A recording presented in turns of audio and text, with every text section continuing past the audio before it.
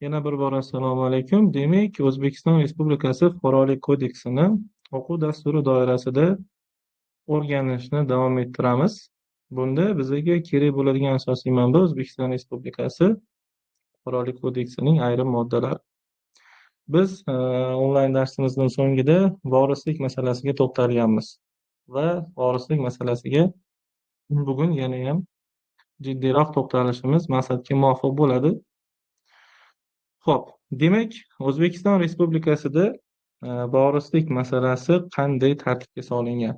O'zbekiston Respublikasida boshqa davlatlarga qaraganda birmuncha o'zgacharoq. Vorislikning ikki xil usuli asosan yo'lga qo'yilgan. Bunda birinchisi vasiyatnoma bo'yicha vorislik bo'lsa, ikkinchisi qonun bo'yicha vorislik nazarda tutiladi. Vasiyatnoma bu vafot etgan shaxsning o'z mol-mulkini kimga vasiyat qilib qoldirganligi nazarda tutilganligi bo'lsa, qonun bo'yicha vorislikda vasiyatnoma bo'lmaganda yoki bo'lmasam vasiyatnoma haqiqiy emas deb topilganda yoki bo'lmasam vasiyatnoma mana shu meros qoldiruvchining bor mol-mulkini umumiy tarzda qamrab olmagan holatlarda vasiyatnomada yo'q holat bo'lsa, masalan, aytaylik 3-4 ta uyi bor, lekin vasiyatnomada faqat 2 ta uyni vasiyat qoldirgan, lekin 2-3 ta uyi yana qolib ketgan. Hech kimga vasiyat qilmagan. Bu holatda biz yana qonun bo'yicha vorislikka e'tibor qaratishimiz maqsadga muvofiq bo'ladi. Demak, mana shu ikki xil usul bor ekan. Endi vorislikning umumiy qoidalarini asosan vasiyatnoma bo'yicha o'rganib chiqamiz. Demak, bizga kerak bo'ladi O'zbekiston Respublikasi Fuqarolik kodeksining 1120-moddasi. Bu umumiy qoidalar. Xo'p. Fuqaroning o'ziga tegishli mol-mulkini yoki bu mol-mulkka nisbatan huquqni vafot etgan taqdirda tasarruf etish xususidagi xohish irodasi vasiyat deb e'tirof etiladi. Demak, vasiyat nima deb savol bersak, vasiyat bu fuqaroni o'ziga tegishli bo'lgan mol-mulkni vafot etgandan keyin qanday qilib tasarruf etish huquqini beradigan bir huquqdagi institut hisoblanadi. Endi vasiyatnomaga qo'yilgan bir qancha talablar bor. Bu birinchisi, vasiyatnoma shaxsan tuzilishi lozim bo'ldi. Hech qanday vakil orqali tuzishga yo'l qo'yilmaydi. Vakil orqali vasiyatnomani tuzishga umuman yo'l qo'yilmaydi. Keyingisi, fuqaro o'zini barcha mol-mulkini yoki uning muayyan qismini qonun bo'yicha merosxo'rlar doirasiga kiradigan, shuningdek kirmaydigan bir necha shaxsga, shu bilan birga yuridik shaxslarga, davlat, fuqaro va o'zini o'zi boshqarish organlariga vasiyat qilishi mumkin. Ya'ni ikkinchi qoida kimga vasiyat qilishni fuqaroni o'zi hal qiladi. Xohlasa 7 yot begona shaxsga ham o'z mol-mulkini vasiyat qilib qoldirishi mumkin. Istasa o'zini qarindoshiga va hattoki yuridik shaxsga va hattoki davlatga ham o'z mol-mulkini vasiyat qilib qoldirishi mumkin. Demak, vasiyat qilish cheklanmaydi. Bizda mana masalan Yevropa davlatlarida ko'rsak, anglo-sakson huquq oilasiga mansub bo'lgan davlatlarda asosan shunday holatlar bo'ladiki, vasiyatnoma asosida qaysidir o'zini sevimli hayvoniga, masalan, o'sha uy hayvoni deymiz, kuchuklari, mushuklari va hokazolarga qoldirishi mumkin. Bizda unday emas. Bizning qonunchiligimiz faqatgina shaxslar, yuridik va jismoniy shaxslarga vasiyatnoma bo'yicha meros qoldirishni belgilab bergan xolos. Keyingisi, vasiyat qiluvchi qonun bo'yicha merosxo'rlardan bittasi yoki bo'lmasam bir nechtasini yoki hammasini izoh bermagan holda merosdan mahrum qilishga haqli. Ya'ni bu vasiyat qilayotgan shaxs o'zini masalan 3 ta farzandi bor deylik, farzandlari va xotini qonuniy merosxo'r hisoblanadi. Mana shu qonuniy merosxo'rlarni bittasini yoki bo'lmasam bir nechtasini, masalan 2 ta farzandi yoki bitta farzandini umuman merosdan mahrum qilishi ham mumkin. Ya'ni hech qanday cheklov yo'q. Chunki vasiyat o'zini mol-mulkini istaganicha, o'zi xohlaganidek tasarruf etishni anglatadi. Demak shunday. O'zi istagandek ularni sonini hech qanday tushuntirish, izoh bermasdan turib mahrum qilishi mumkin merosdan. Bu uni istagi. Qonun bo'yicha merosxo'rni merosdan mahrum etish, agar vasiyatnomadan boshqacha hol kelib chiqmasa, bu vasiyat qiluvchini taqdim etish huquqi bo'yicha vorislik qiladigan avlodlarga nisbatan tatbiq etilmaydi. Ana endi sizlarga hali taqdim etish huquqi bo'yicha vorislik degan narsani tushuntirishim kerak.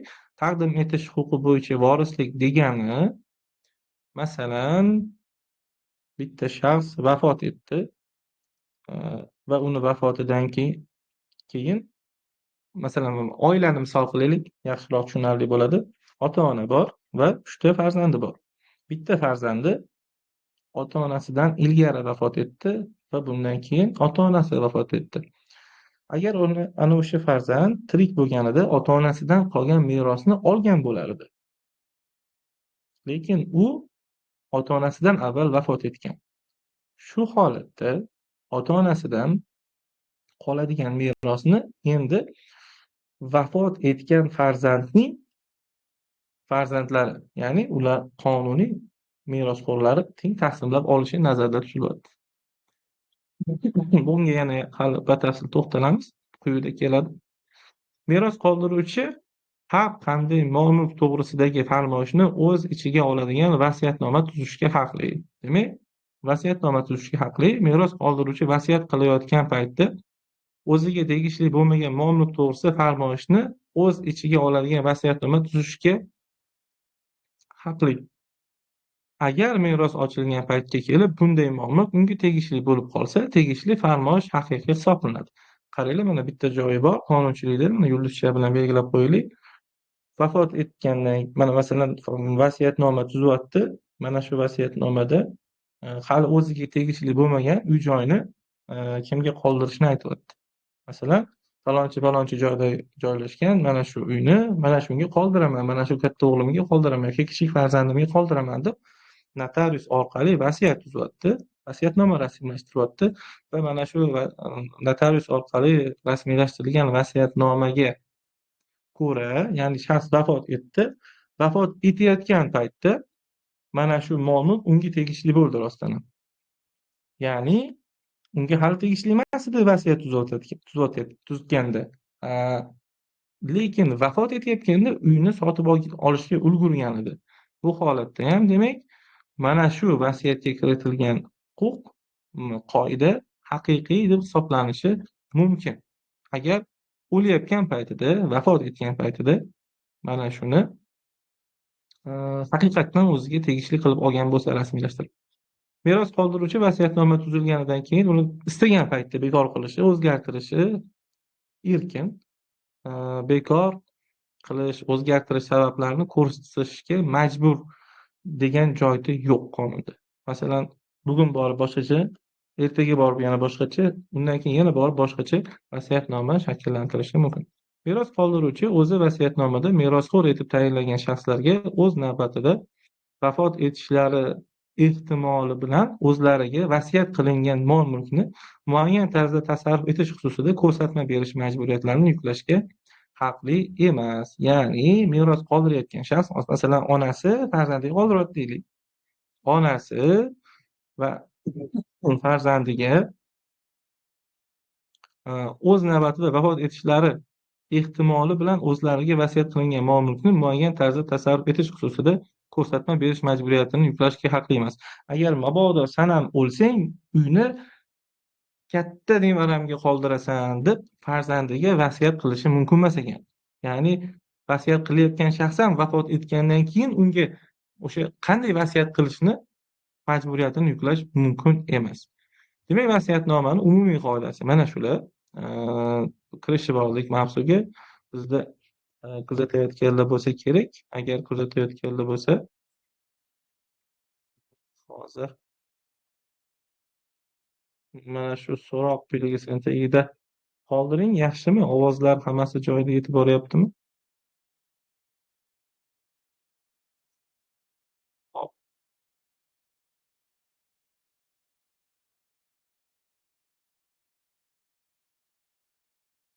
Yetib boryapti, yaxshi, yaxshi. Ho'p, demak, davom etamiz. Keyingisi vasiyatnomani bekor qilish yoki o'zgartirish. Demak, vasiyatnomani istagancha o'zgartirish mumkin deb kelishdik. Qonunda shunday. Ana endi vasiyatnomani bekor qilish qanday bo'ladi? Vasiyat qiluvchi istalgan vaqtda o'zini vasiyatnomasini to'laligicha, ya'ni 100% bekor qilishi ham yoki farmoyishlarini yangi vasiyatnoma tuzish orqali bekor qilish yoki o'zgartirishga ham to'la haqli. Ya'ni istaganicha o'zgartirishi ham mumkin yoki borini bekor qilib kelishi ham mumkin. Vasiyatnoma vasiyat qiluvchi tomonidan yoki vasiyat qiluvchining yozma farmoyishiga binoan notarius bir qo'yli vasiyatnomani rasmiylashtiradi notarius yoki boshqa mansabdor shaxslar tomonidan barcha nusxalari yo'q qilib tashlash yo'li bilan bekor qilinishi mumkin. Ya'ni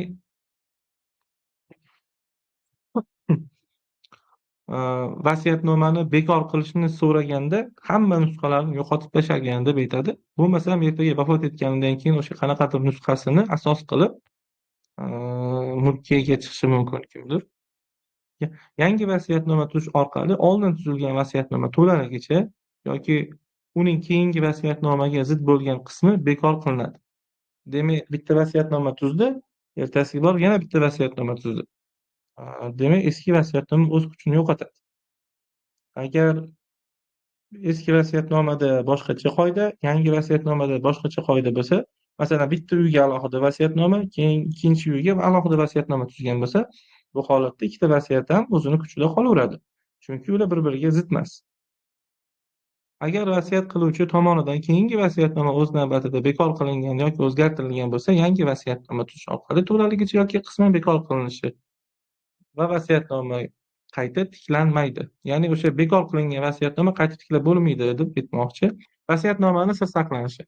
Notarius vasiyatnomani sir saqlashga majbur.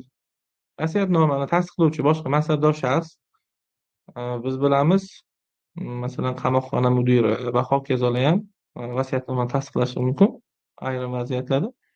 Vasiyat qiluvchini o'rniga vasiyatnomani imzolagan fuqaro meros ochilgunga qadar vasiyatnomaning mazmuniga, uning tuzilishi, bekor qilinishi yoki o'zgartirilishiga daxldor ma'lumotlarni oshkor qilishga haqli emas. Xullas, vasiyatnoma haqida vasiyat tuzgan, vasiyatni tasdiqlagan odam hech kimga aytishi mumkin emas. Bo'lmasam javobgarlikka tortilib ketadi. Demak, keyingisi vasiyatnoma bo'lmagan taqdirda yoki vasiyatnoma haqiqiy emas deb topilgan taqdirda qonun bo'yicha vorislik. Odatda ko'pchilik holatlarda qonun bo'yicha vorislik muhim hisoblanadi, chunki ko'pchilik, ya'ni hamma ham o'zini mol-mulkini vasiyat qilib qoldirmaydi. Shuning uchun qonun bo'yicha vorislik muhim hisoblanadi. Qonun bo'yicha vorislik, qonun bo'yicha merosxo'rlar navbatlarga ajratilgan. Birinchi navbatdagi, ikkinchi navbatdagi, uchinchi navbatdagi va to'rtinchi navbatdagi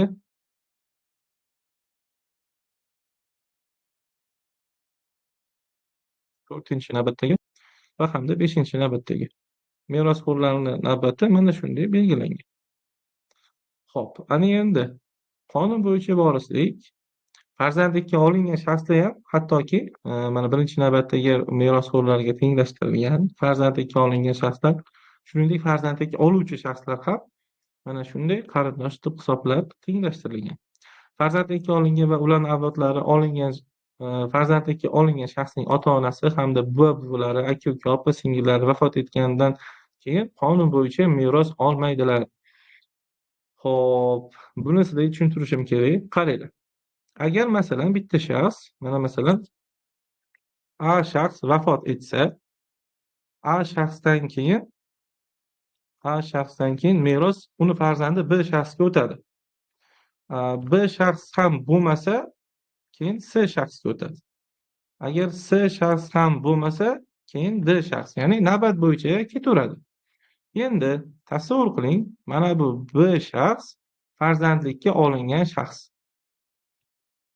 Agar mana shu, ya'ni mana A shaxsni farzandlikka olingan bitta farzandi.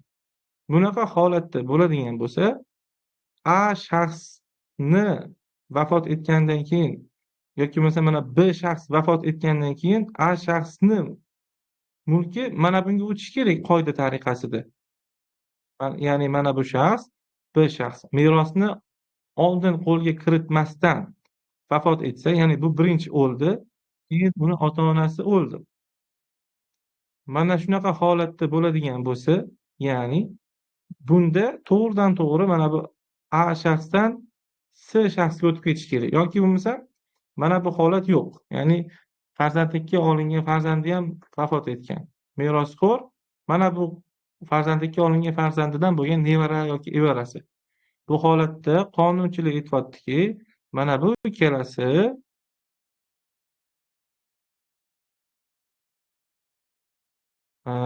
nega? Chunki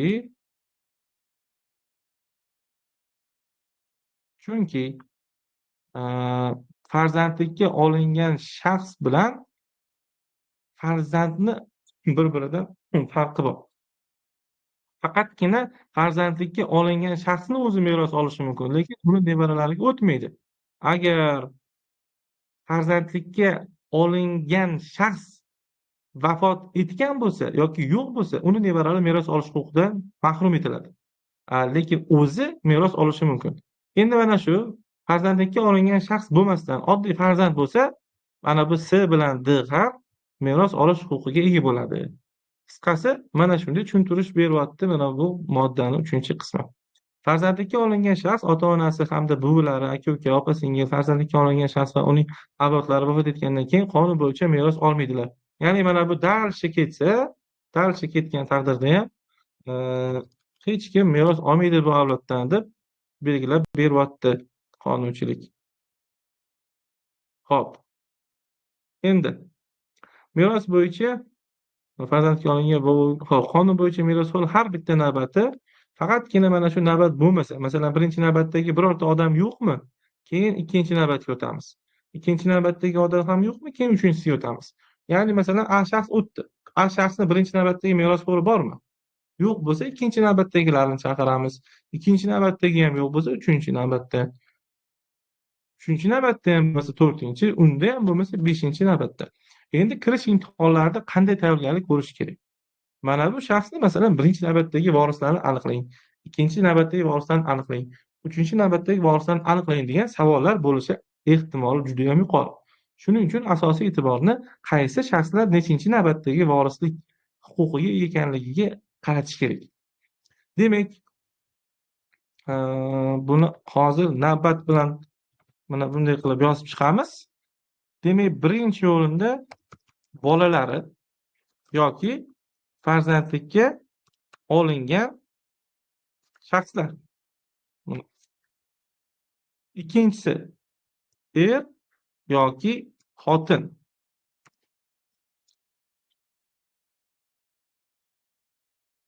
Uchinchisi farzandlikka oluvchilar tenglashtirilgan xo'p, farzandlikka olgan er xotinni endi bunday qilamiz.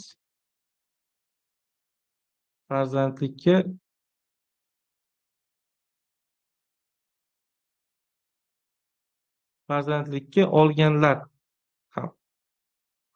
Ya'ni bu yerda bolalar ham, ota-ona ham bolalarga nisbatan mana bu farzandlikka olganlar yoki bo'lmasa ota-ona birinchi navbatdagi merosxo'rlar jumlasiga kiradi. Bolani ota-onasi, farzandlikka olgan shaxslari yoki bo'lmasa er xotini yoki bolasi yoki farzandlikka olinganlar birinchi navbatdagi merosxo'rlar toifasiga kiradi. Keyingisi qonun bo'yicha ikkinchi navbatdagi vorislik.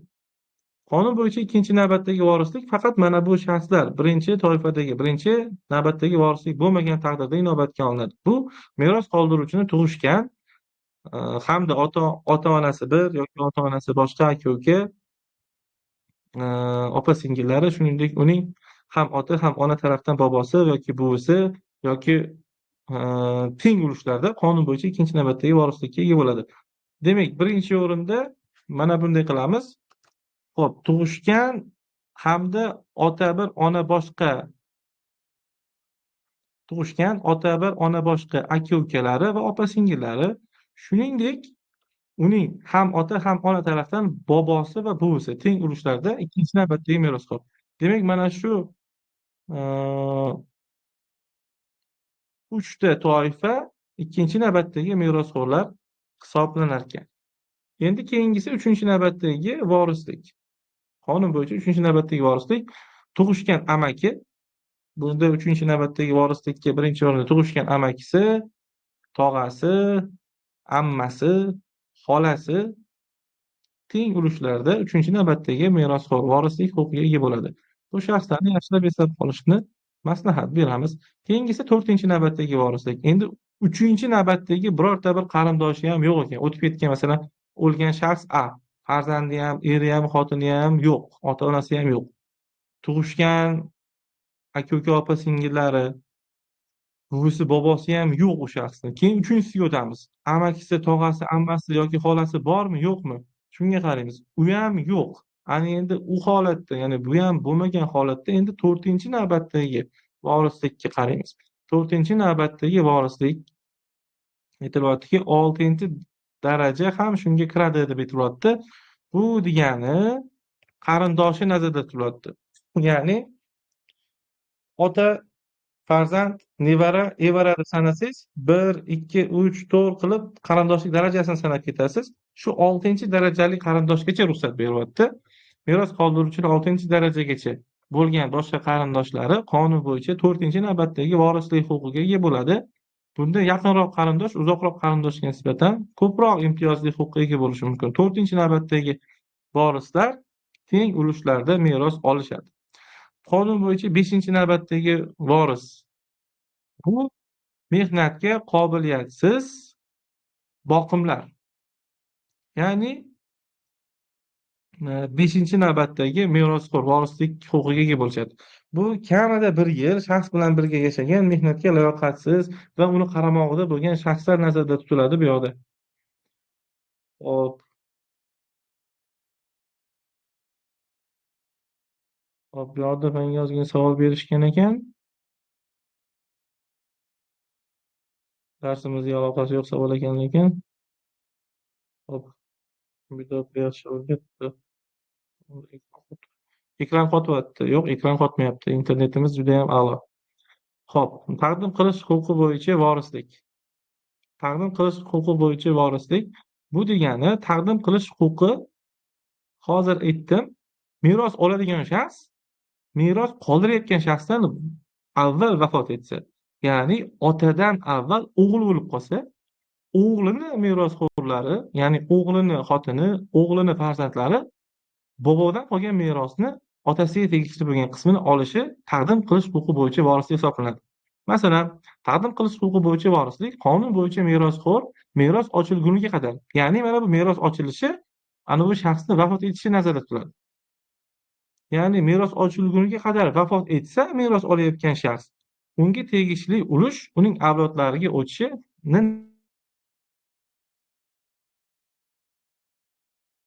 nazarda tutadi. Bunday ulush taqdim qilinayotgan qonun bo'yicha merosxo'r bir xil darajadagi qarindosh bo'ladi va avlodlar o'rtasida teng taqsimlanadi. Demak, o'sha uni farzandlari o'rtasida teng taqsimlanadi. Bola, nevara, chevara, evara merosxo'rligida taqdim qilish huquqi qarindoshlik darajasi cheklanmagan holda amal qiladi.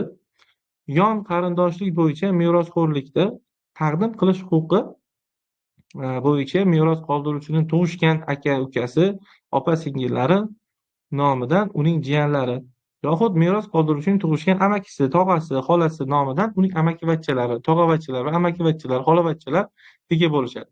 Ya'ni hop, ammasiniki bo'lsa mana shu meros. Bu holatda uni nomidan amakivachcha, tog'avachcha, ammavachchalari, tog'asi bo'lsa tog'asini farzandi, ammasi bo'lsa ammasini farzandi, xolasi bo'lsa xolasini farzandi, ya'ni xolavachchalari mana shu taqdim qilish huquqi bo'yicha vorislik huquqiga ega bo'lishi mumkin. Hop, meros transmissiyasi kerak emas. Biz birinchi modda kerak bizga. Meros qoldiruvchining mehnatga qobiliyatsiz boqimlari. Bu degani meros qoldiruvchi vafotiga qadar kamida 1 yil uning qaramog'ida bo'lgan va u bilan birgalikda yashagan mehnatga qobiliyatsiz shaxslar qonun bo'yicha merosxo'rlar jumlasiga kiradi. ya'ni 5-chi navbatdagi merosxo'rga kiradi. Mana bu shaxs 5-chi navbatdagi merosxo'rlar tarkibiga kiradi.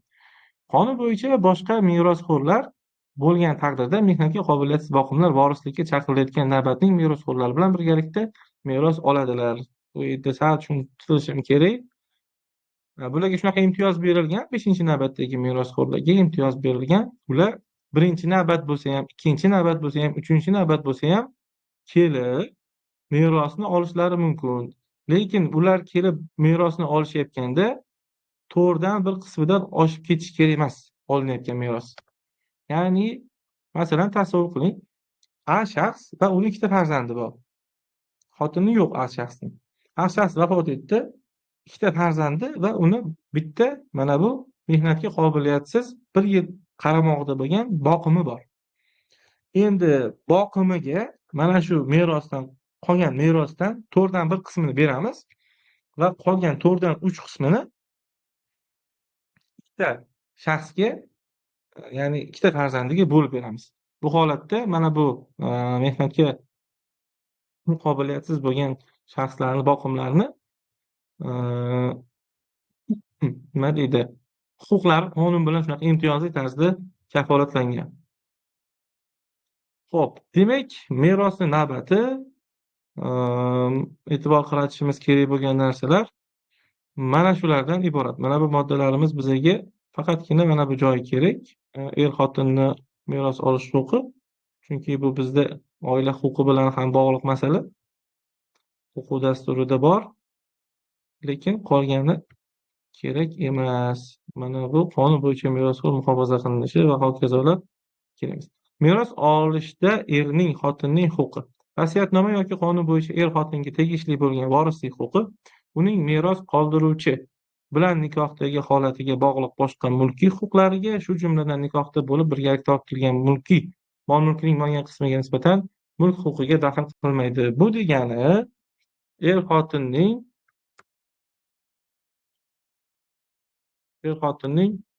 umumiy mulki hamda shaxsiy mulklariga meros olib qabul qilishi umuman daxl qilmaydi. Ya'ni mana shu shaxs merosni masalan qabul qilib oldi, lekin er-xotinning o'rtasida umumiy mol-mulk bor edi. Demak, meros tariqasida olingan mol-mulk shaxsiy mol-mulk hisoblanadi, umumiy mol-mulkka daxl qilmaydi. Yoki bo'lmasa er-xotinning o'zining shaxsiy mol-mulki bor edi, keyin yana meros sifatida mulk oldi.